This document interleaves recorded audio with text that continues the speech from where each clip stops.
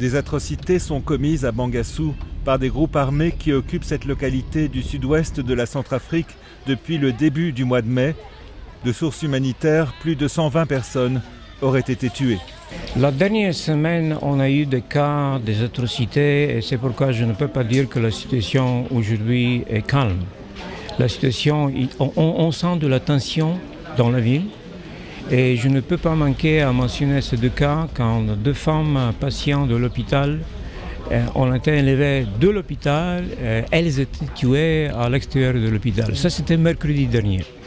Dimanche matin, on a en fait, de plusieurs sources, on a confirmé que 4 enfants et une jeune fille ont été exécutés au bord du fleuve. Donc, avec ces cas des assassinats horribles, on ne peut pas dire que la situation à Bangassou est calme.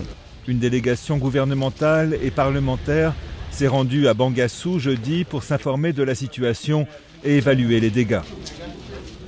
Nous avons pu évaluer ce qui est arrivé, les graves événements, les atrocités qui ont été commises. Et je pense qu'il est de notre devoir, au retour à Bangui, de pouvoir exposer ça au gouvernement, à l'Assemblée nationale, pour qu'ensemble nous puissions trouver une solution à cette grave crise. La MINUSCA met tout en œuvre pour ramener la sécurité à Bangassou. MINUSCA a pris des mesures pour la protection des civils. On a envoyé des forces spéciales. Quand ils sont arrivés, les forces spéciales à Bangassou, ils ont commencé immédiatement à protéger la population civile contre les attaques par le groupe armé qui s'est installé à Bangassou.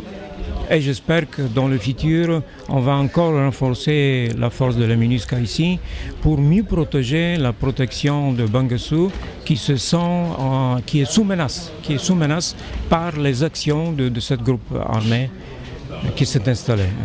Les affrontements de ces dernières semaines ont brisé la cohésion sociale qui avait pourtant toujours existé dans cette ville, même durant les crises politiques de ces dernières années.